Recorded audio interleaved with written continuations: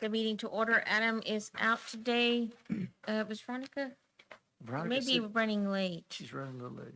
So we'll clap when she walks in. Danny's doing our invocation and Amber is gonna do our pledge, so. Let's pray. Heavenly Father, thank you for this evening, Lord. Just thank you for the district. We're thankful for all the students, all the teachers, Lord. Lord, help us keep them sane as we deal with issues throughout the district. But Lord, just more than anything, just place your hand over this district as we conduct business tonight. And be with us as we go through the rest of the year, starting off fresh and this semester, Lord. And we ask this in your name. In Jesus Christ's name we pray. Amen. Amen. Would you stand with me for the pledge? I pledge allegiance to the flag of the United States of America and to the republic for which it stands, one nation, under God, indivisible, with liberty and justice for all. The Texas Pledge. Honor to the Texas flag. I pledge allegiance to these Texas, one state, under God, one and indivisible.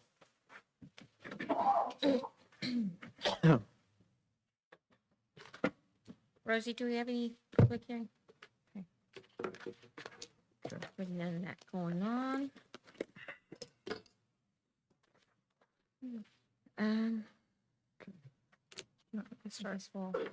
With our annual, we'll start with our annual report. And Ms. Carrasco will go over the district annual report. Again, just to remind the board, there are no accountability scores out, as last year's scores are under litigation, as are the scores from the previous year. So the information that Ms. Carrasco will be reviewing, some of it goes back to 2 years ago. But with that, I'll turn it over to her. So we have, good evening, board. Thank you for this opportunity. We have attached the annual report for you, and that is in a PDF version. All the links are clickable, so you can open up all the different taper reports, the SIP and the DIP, and all the different links, and there is a link to take you back to the table of contents if you would like. So for the district annual report, there are 8 sections.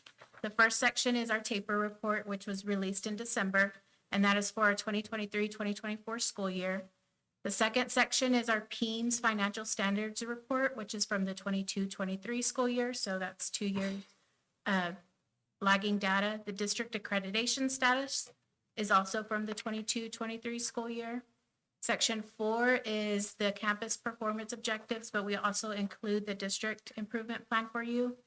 Section 5 is regarding our violent or criminal incidences on campuses. Section 6 is our post-secondary institutions information for our 2023 graduates. 7 is our House Bill 3 goals that we review with you every year. And then Section 8 is our taper glossary, which gives you a detailed information about each section in the report. So I'm going to begin by going through the taper with you. You're welcome to follow along if you want to open up our district taper, and I'm going to go through what each section is in regards to. So it is compiled with PEAMS and student assessment data, and it's published in PDF form. It is public information. If anybody Googles taper report for Plainview ISD, it'll take them to that website, and then they can click on the report. So the first section is our cover page. On the district cover page, normally you would have an accountability rating. However, as Dr. Sanchez mentioned, we have not had an accountability rating for the past 2 years, so that part is empty. We do get a special education determination status. Designated distinctions are normally there, but we, again, don't have an accountability rating, so we don't get those designations. And then if a district does not offer ASVAB testing, that information is also on the cover page. However, as a district, we do offer that. So that is not listed on our report because we do offer that for all of our students who are interested in taking the ASVAB test. So one more time, as of December 2024, we do not have any distinction designations or accountability ratings on our cover pages for any of our reports. When you go into the taper report, you're going to first see their star performance, and you're going to have the 3 performance levels with approaches, meets, and masters. They are reported by each assessment, all subjects, all grade levels, 3 through 8. Also is included for meets and above for our domain 3 information. That's for reading and math.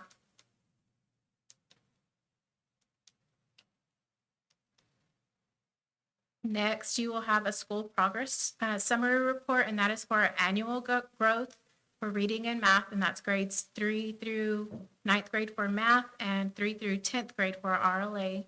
We also have a section on accelerated learning, which is House Bill 4545. We're now 1416, where we get a performance levels for our reading and math kids. Normally, we would have an academic growth summary, but since we do not have accountability ratings, again, they don't put that information together to give us that combined score. The next section will be our bilingual education information. It gives us a total breakdown of the number of students in each type of program we have for our bilingual education. Then we have our star performance for our bilingual students, or their annual growth, and then their accelerated learning. And then we have our star participation, and this comes into effect because of our federal accountability. We have to report to the federal government how many kids are participating in STAR. We always want to be above the 95% threshold. If we are not above 95% on any of our campuses, then they start factoring in kids with automatic zeros because we have so many absences. But luckily, the past few years, we have always met that goal. And most of the time, we meet 100% STAR participation. Then we have attendance, graduation, and dropout rates. This is lagging data for 22-23 or 21-22 students. And we have anything from attendance rate to chronic absenteeism, dropout rate. We have the different cohorts of graduation rates, because with graduation rate, they look at the last 3 graduation totals and they let us carry the highest percentage. And then we have our graduation profile with the total graduates, their ethnicity, graduation type, and then their student attributes if they are any of our special groupings or populations.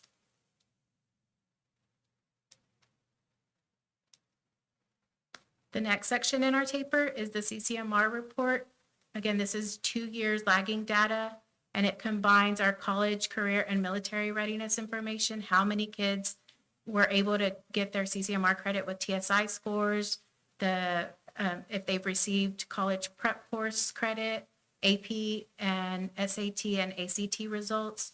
It also gives us information about post-secondary indicators for our students.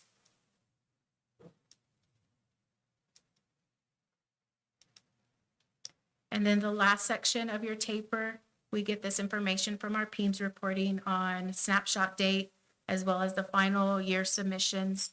We have student information, our total enrollment, staff information, their classification, their ethnicity, genders, and then we have program information by student enrollment and then teachers by program.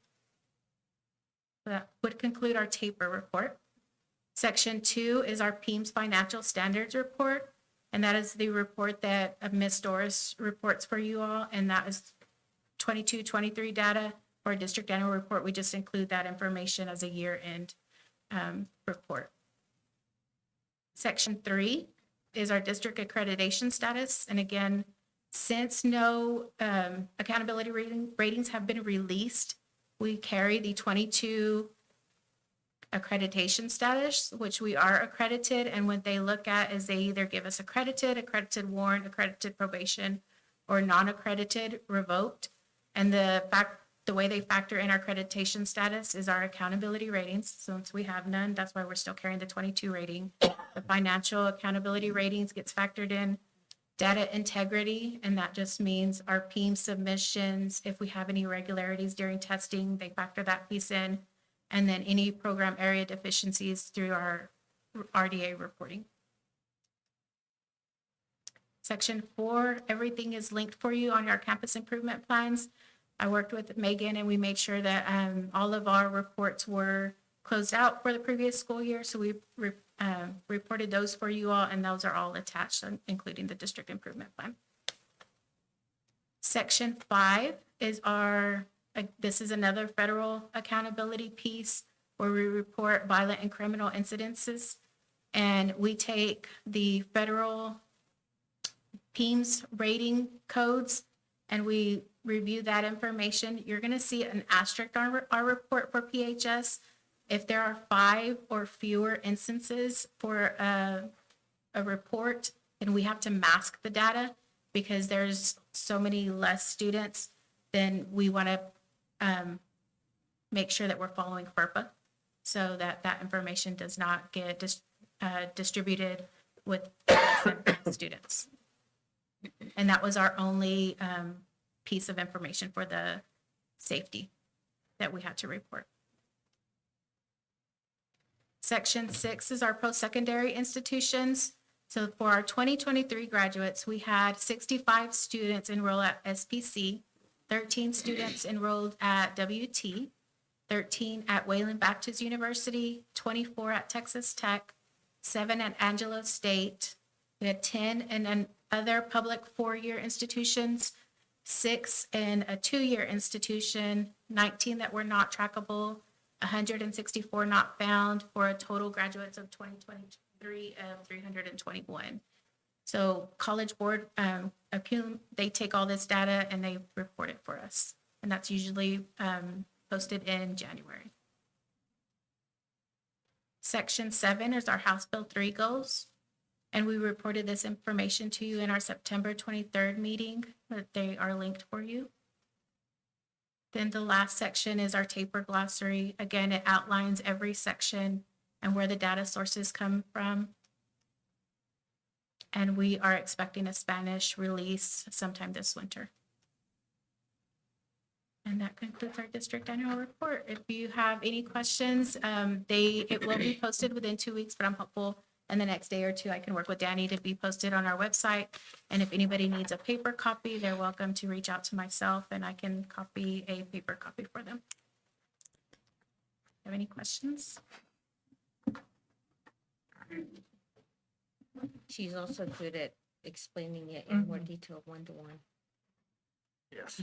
Thank you. Ms. Bass, if you don't mind, could we, and Ms. De La Garza, can we skip down to the Bulldog Award? Yes. All right.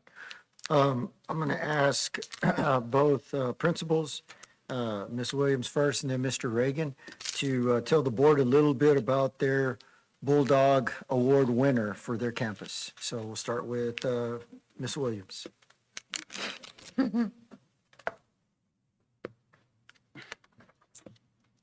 Good evening. I am honored to introduce you to Miss Jana Hembry.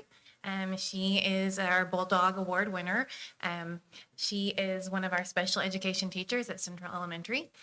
When I think about Bulldog Award, I think of someone who not only exemplifies, our character traits and, our core values, but who goes above and beyond them. And so that is easily Miss Hembry. We talk about some of the, prizes and things you get for a Bulldog Award, but I don't think that even comes close to covering the cost of what she takes out of her own pocket to take care of our students. She has bought clothing, she has bought food, she has bought school supplies, and nobody asks her to do it. And I don't even know that anybody knows that she does.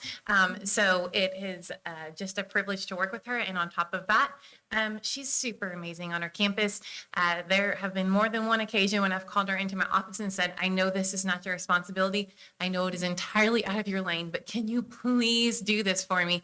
And I kid you not, within 20 minutes it is done. So I don't know if you're taking medicine. I don't know how you work this way. Can you start? I teach a class or something because I can't get things done the way Miss Hembry can get done. So I can't think of anyone that's more deserving of this honor and recognition. And so we are so blessed to have her at Central and just super fortunate to have her in our district. Awesome. Can we get a picture of y'all up here front and center?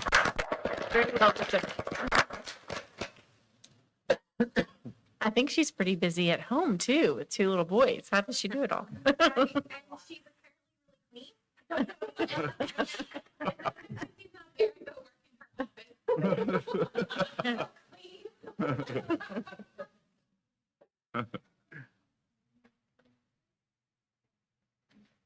Congratulations. They're gonna get another one. Hold on, Sarah.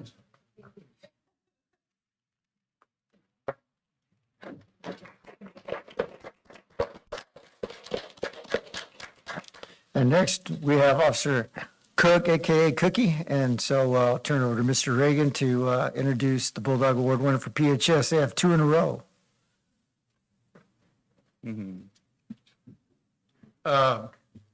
Mr. Cook, also known at Plainview High School, really only as Cookie, and that's by all of our students. And what he does for our campus is amazing. One, he keeps us safe. He's always the perimeter guy and making sure that our doors are secured and anything we need to do, have him do inside the building. But what he also does is every morning at door number 8, that's the door that enters the cafeteria, he greets every student that's coming through that door. And it doesn't make any difference what the temperature is, but it's nuts and kids love him, and the communication that he has with our students is a real positive. I can be in the cafeteria, but I know that Cookie is guarding the door, but he's doing it in a positive way, greeting every single kid. He repeats that same process during upper class lunch. And when our kids are coming back, he's there to greet them coming back. So he's probably the most well-known individual. All people that work at Plainview High School, kids know Cookie. And he really is a value to our campus. And, it was fun today because I don't know whether you know this, but Cookie is ex-military. And so, I mean, that's his mindset on everything. But I'll share this with you, and it'll tell you about Cookie's heart and where he's been. He served in Afghanistan, and he drove a combat ambulance in combat zones. And so it is a privilege to have him work on our campus. And we love him, and it's a great award for him.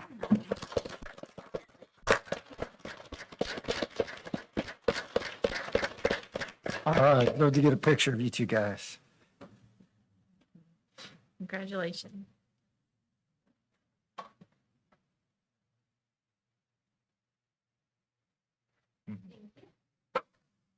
One more. One No, more, one more. One more. one more.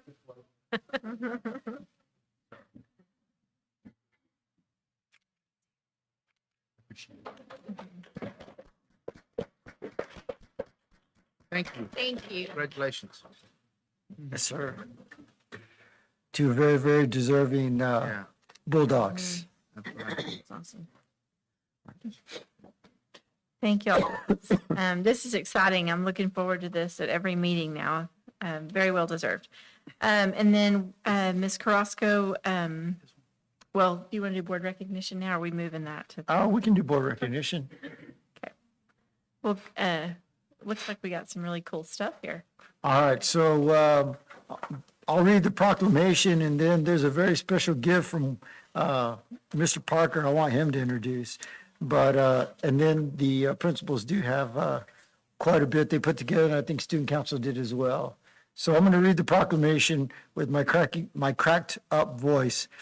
I apologize for that. I went to sub as a principal at South, and I got this wonderful gift from going into the rooms with the little people. So PSD board. Were you yelling or what? No, I was trying to avoid the runny noses that were everywhere, and I didn't avoid them enough. So, PSD Board Proclamation, whereas the mission of public schools is to meet the educational needs of all children and to empower them to become competent, productive contributors to a democratic society in an ever-changing world. And whereas local school board members are elected by their community members to do what's best for students, and whereas local school board members work closely with parents, educational professionals, and other community members to create educational vision we want for our students, and whereas local school board members are responsible for ensuring the structure that provides a solid foundation for our school system, and whereas local school board members are strong advocates for public education and are responsible for communicating the needs of the school district to the public and the public's expectations to the district. Now, I therefore hereby declare my appreciation to members of the PISD School Board and proclaim January 2025 as School Board Recognition Month in Plainview, Texas. I urge all citizens to join me in recognizing the dedication and hard work of local school board members and in working with them to mold an educational system that meets the needs of both today's and tomorrow's children. All right, we can give the board a hand, please.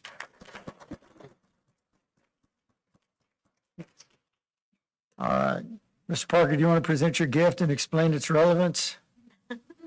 It's a very special gift.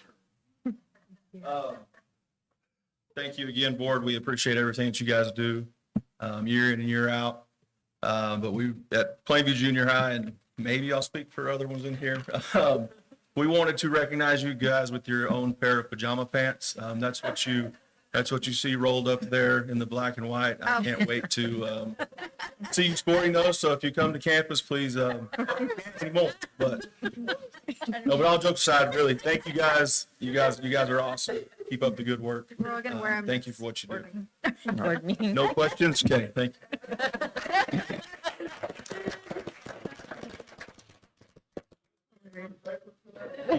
you. No. That highlights a good positive culture. It highlights a good positive culture when a principal can ask for support to eliminate pajama pants because they're a distraction from campus and get the support of the board to change the code of conduct and board policy for that. And then in the next meeting, you can put a smile on all you guys' faces. I mean, that is a good hallmark of good leadership and a hallmark of a good district culture. So thank y'all for indulging a bit of humor there. If at any point in time we have a board meeting that goes late into the night, you have your pajama pants. That's right. Fortunately, it doesn't look like that's going to be the case because we don't have any money to spend, so the agendas have all been very short. So, We're thankful, I know I am, for you guys that are the frontliners, everybody. This is an easy job when you work for folks like yourself. So thank you guys for what you do for our kids. So super easy. and the other Headache at all. Just putting up with Kevin, other than that. The other campus principals have all contributed, and so you all have nice bags there, and student council has as well, and I think they have some officers sitting over there. So again, board, we appreciate everything that y'all do. So, all right. Okay. Do we want to do the calendar process, Ms. Yes. Carrasco? And thank you also to the student council. Thank y'all so much for everything that you all do. Thank you. Thank y'all. Thank y'all. You make it easy. Thank y'all. Thank you. Okay, switching roles now, instructional calendar information. Thank you for giving me this opportunity just to give you some background information on how we come up with our instructional calendar. Hoping that this gives you some clarifying information. If you were ever approached and asked any questions, you would have this information now for you. So as a leader, I have two things that I kind of guide everything off of. Clear is kind from Brene Brown. So I'm hoping that this presentation gives you a clear path of how we create our instructional calendar. And then one thing that Ms. Pardo taught me last year was to always find the solution. So we ran into a couple of roadblocks last year. And so I've kind of adjusted the way we do some things with the calendar and finding that solution to make it better for everybody. So our team is myself, the accountability coordinator, everybody who is involved in the calendar, and then the Education Improvement Council, our EIC team. We have 2 business personnel on the team, 5 parents, 18 staff members, and then I am serving as the admin on the committee. But in the Education Improvement Council, we're able to bring them in throughout the process and they give us our feedback, and having a wide variety of perspectives helps us mold the calendar. Then we also partner with the superintendent leadership team, and then all staff is included in the voting. So here you'll see a timeline. You'll look if you can see at the very top, November 2024, we start the calendar process back in November. And it follows through all the way until February. So in November, we bring in the EIC, meet with them, get some feedback and some guidelines from them. December, I work with SLT to look at some drafts. In January, EIC and SLT review drafts, and then we send out the district voting. And then in February, you have a proposed calendar, hoping for an approval from board. So right now, we are in the voting period. We sent out the voting last Friday, and that concludes tomorrow. Some feedback, we get feedback through our calendar voting. There is a question on when they are voting for the calendar, and they give suggestions or concerns that they have with the calendar. The district survey that goes out in the spring, and this year we had a fall survey. This is information from our fall survey. 51% of the voters agreed that they like our adopted calendar, the one we have now. And then you'll see down on the bottom, 72.95 or 329 participants felt that fall break was beneficial. And that it provides a good opportunity for rest and a recharge. So we look at all of the feedback we get through the calendar voting, the surveys that the district sends out, and then also the EIC committee gets feedback from their campus.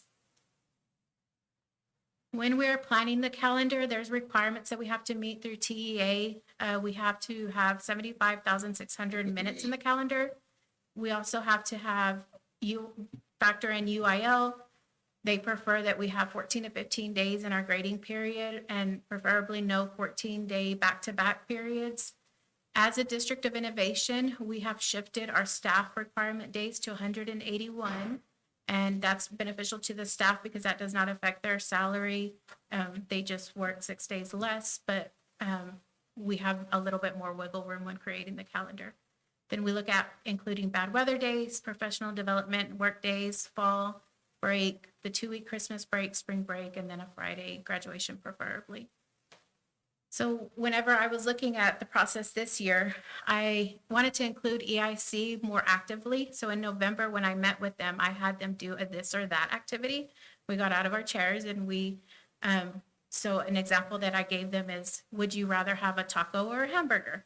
And they had to move to the side of the room with a taco or a hamburger. So after we did a couple of questions like that, we did calendar questions. And so it's a give and take. If you would rather start later in August, it means that you're probably going to have to go longer in May. So would you rather start later in August or end earlier in May? They had to decide. So they were able to see the pieces that if we do this, we're going to have to give on this. So it gave them more opportunities to see what all goes in. And I got good feedback on that and gave us a good starting point back in November. Then the drafts, we worked through that last week on Tuesday. And again, I got them out of their seats and we worked through the calendars. I printed them on poster size paper. The 3 were on the board tables and they went around in groups and they found the pros and the cons in the drafts as a group. So they were in a smaller group, more open to giving that feedback in the smaller group as opposed to standing up in the middle of our EIC meeting and giving their feedback.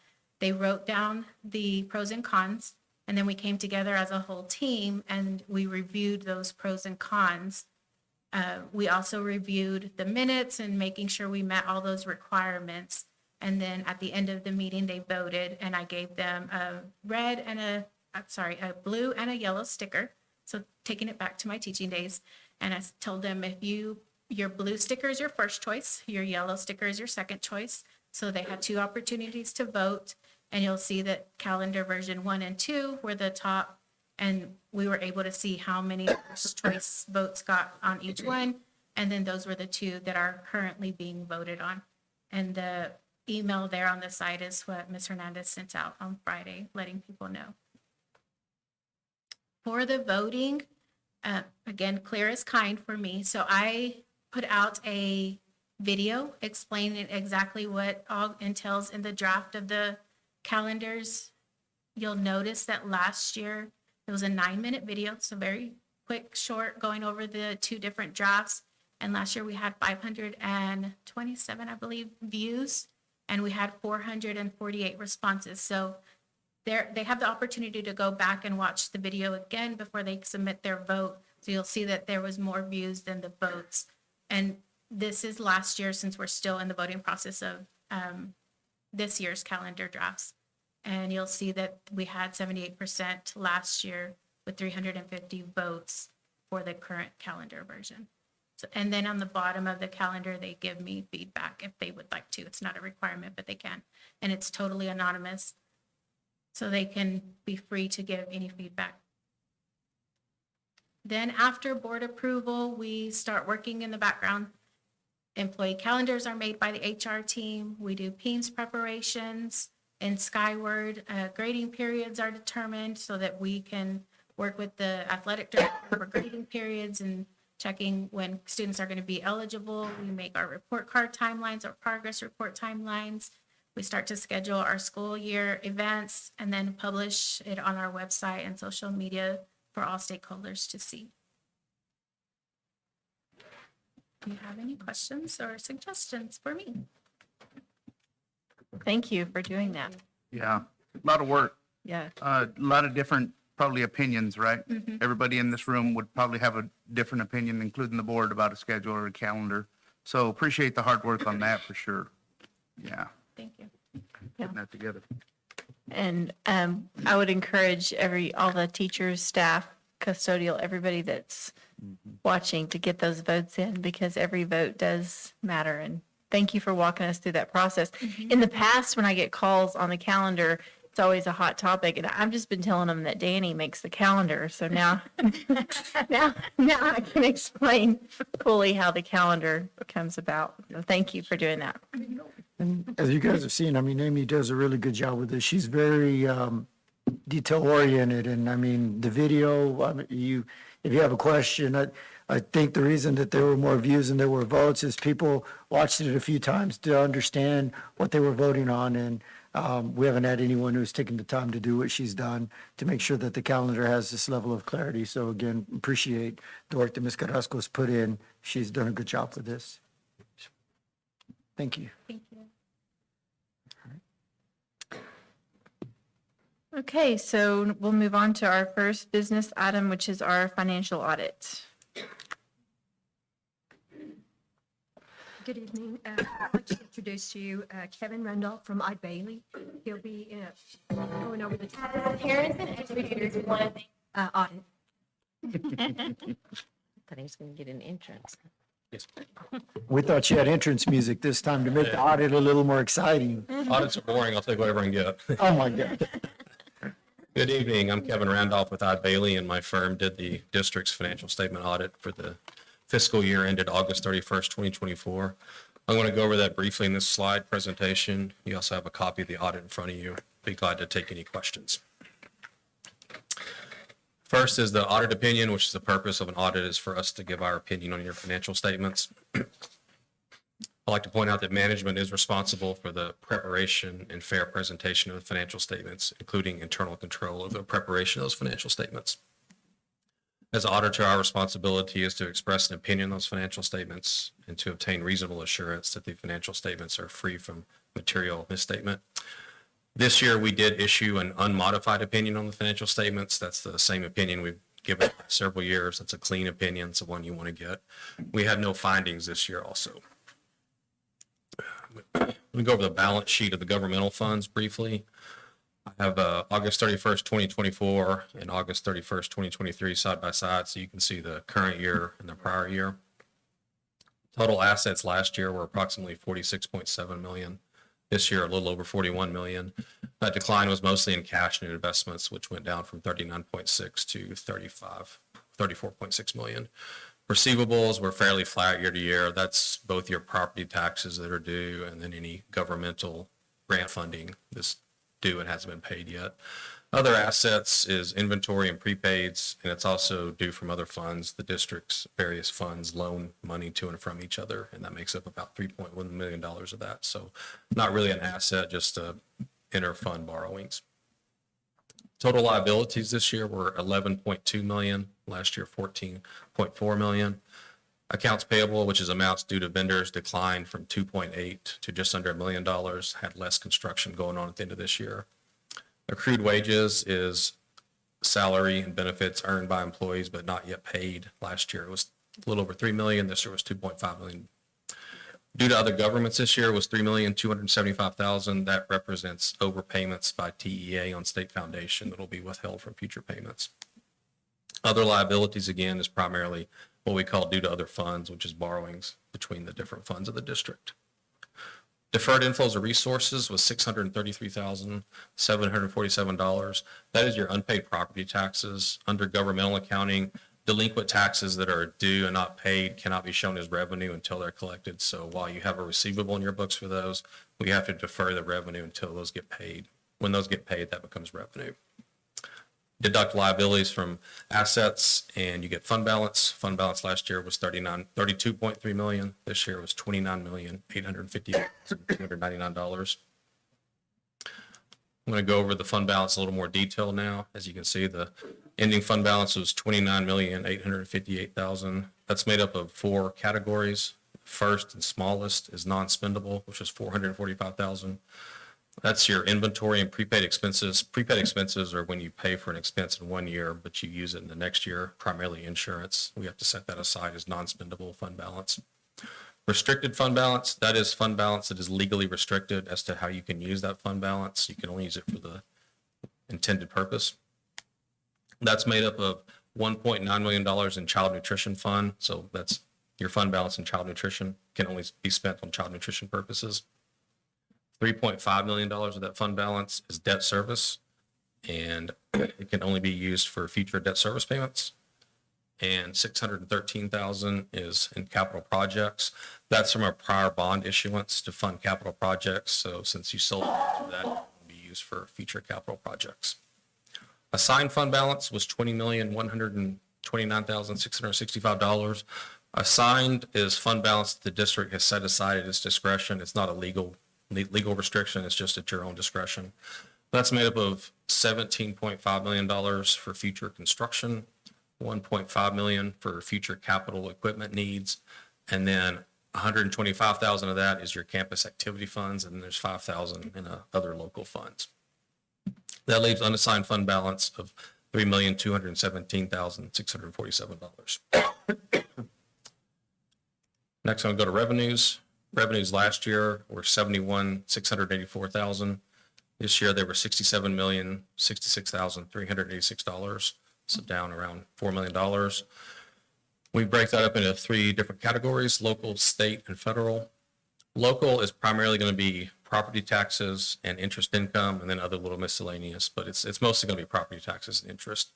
Last year it was $20.3 million. This year it's just under $22 million, so a little bit of increase in local. State revenue this year was $37,228,973. That's primarily your foundation revenue, which is paid by the state based on attendance.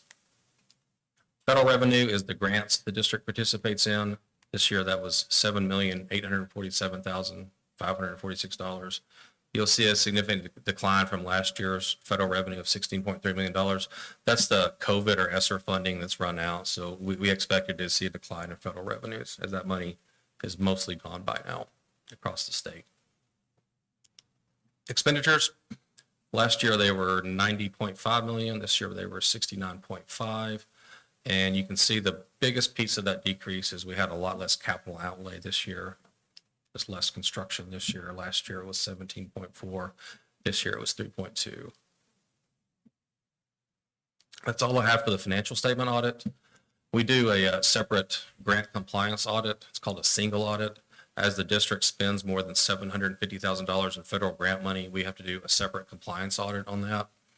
We don't look at all of your grants. We have a risk-based approach where we sample programs each year.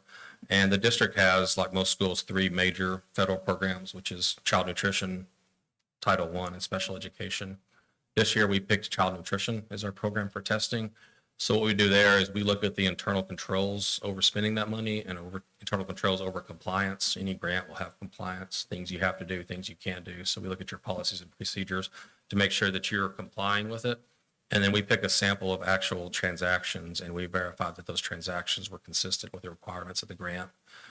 And similar to our financial statement audit, we issued unmodified opinions and we had no findings or no issues. That's all I have. I'd be glad to take any questions, but first I would like to commend Doris and her staff for their preparation. Audits are a lot of work. We have a really lengthy document request list that we give them, and they always have it ready on time or early. And when we're here, they do a really good job of focusing on us and helping us get the audit done. And in my opinion, they have a really strong accounting finance function here. Thank you for the opportunity to work with you. Thank you. Thank you. Thank you. Yeah, thank you very much.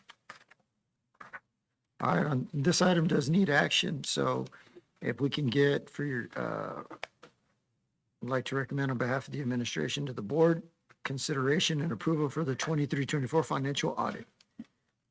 Board, any questions on this? Comments?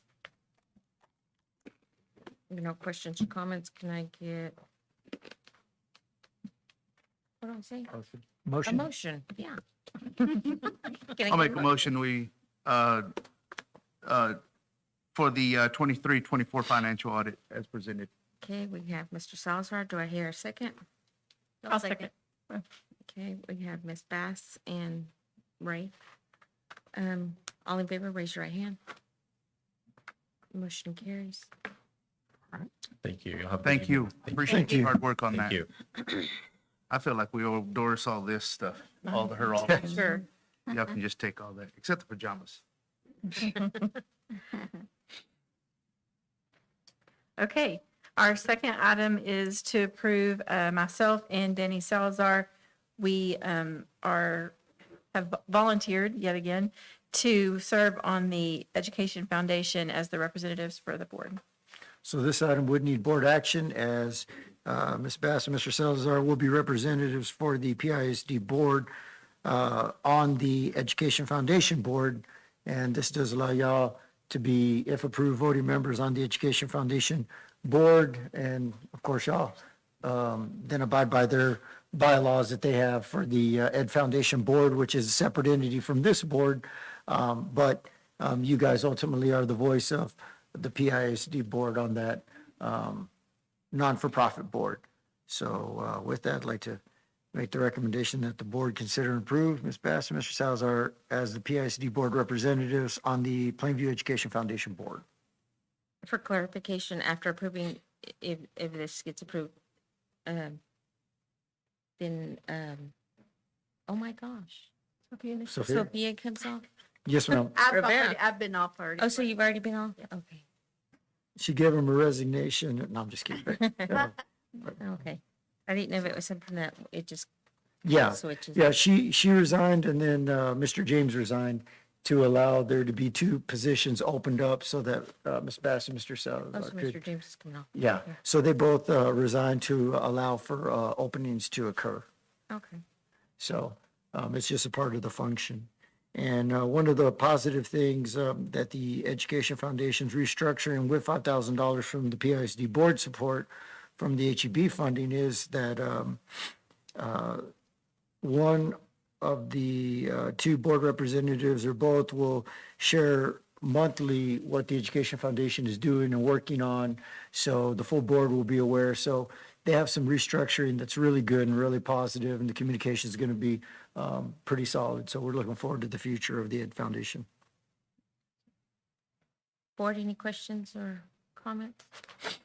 I will just say that I attended the last meeting in the 1st of January, first part of January, and just to kind of get an idea. And yes, they are restructuring and have some great things going on. So we'll, Danny, our one, will be able to give that report. They have a new president, just to kind of report on that. Tracy Dawson is the new president, and Shayla Whalen is continuing to serve, and she's the secretary.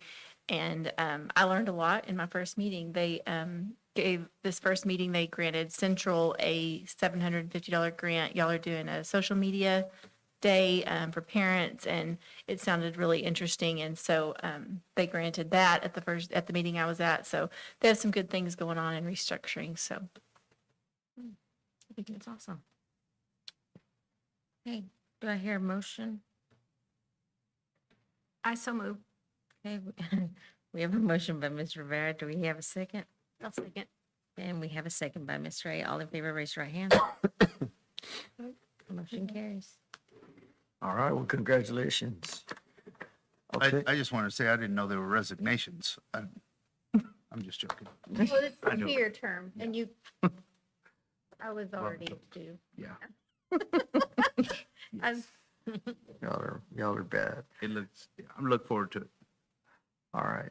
And also they're, if not staff members, but they are, we're encouraging anybody that you know that graduated from here or from Plainview, maybe they don't even live here, if they want to be a part, we're just trying to get the word out that it's up and going and there's a lot of opportunities. So if you know anybody that would be interested, send them Tracy Dawson's way or mine, Danny, we can get them in touch with who they need to talk to. Very cool. Very good, very good. Okay, I guess that's all of our business items, just the consensus agenda. Is that right? Yes, ma'am. Just like to recommend the consensus agenda as presented for the board's consideration and approval, and it just entails minutes of the regular called meeting for December 19th, 2024. Board, any questions on the consensus agenda? No questions. Do I hear a motion? So move. We have a motion by Mr. Salazar. Do I hear a second? I'll second. And a second by Ms. Rivera. All in favor, raise your right hand. Motion carries. All right, I do need a brief executive session over, let's see, the item on an employment matter, but also on C, deliberation regarding real property purchase, exchange, lease, or value of real property. So need an executive session for item C and A. Okay, we're gonna go to executive session under Government Code 551.001. Deliberation regarding real property purchase, exchange, lease, and value of real property, Texas Government Code 551.072. And you said which one? A. A, deliberation of appointment, employment, compensation, evaluation, assignment, duties, discipline, or dismissal of employees pursuant to Texas Government Code 551.074. And everybody else is free to go, except for those that I asked to be part of executive session. This one's heavy. Thank y'all. Thank you for the great gift. Dr. Sanchez, Yes, sorry, that was really loud. The principals put together a video for the board, Oh, okay. and can we watch that really quickly? Should have mentioned it to me earlier. Yes, ma'am. Sorry, That's okay. I thought it was on the agenda. Okay, yeah. Well, now that the meeting's over, we can watch it because it wasn't on. All right, go ahead. Educators, we want to thank you for your steadfast belief in the potential of every student. Your commitment to breaking down barriers and ensuring success for all inspires us to create opportunities that transform lives. Thank you. Your vision for student achievement encourages to aim higher and to believe in every child's ability to succeed. Your support drives us to challenge students and to close achievement gaps with determination and care. Your dedication to providing resources for the whole student, academically, socially, emotionally, and civically, reminds us of the power of education to shape a brighter future for all. Thank you. Your belief in the value of every staff member motivates us to excel in our roles. Thank you for investing in our growth and for empowering us to be the best we can be for our students. Your commitment to professional development ensures that we can continue to grow and thrive in our fields. Thank you for fostering a culture of respect, fairness, and collaboration.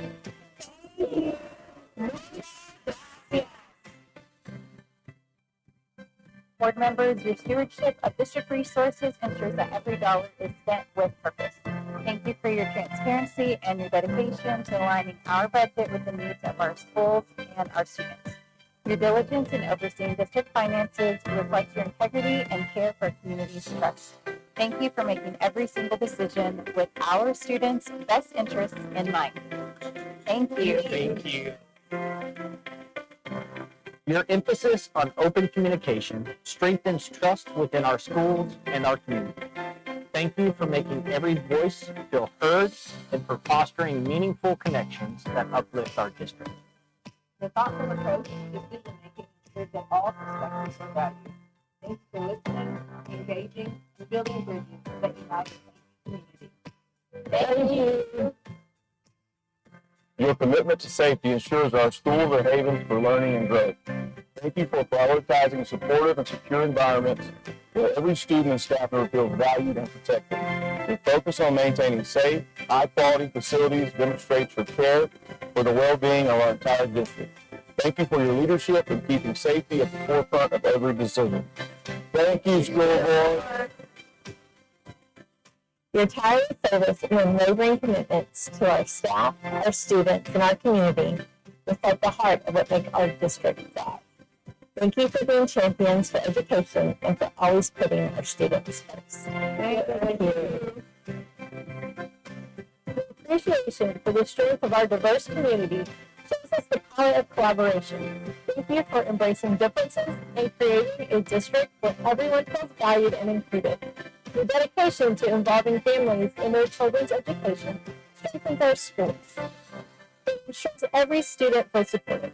Thank you for fostering partnerships that inspire success. Thank you.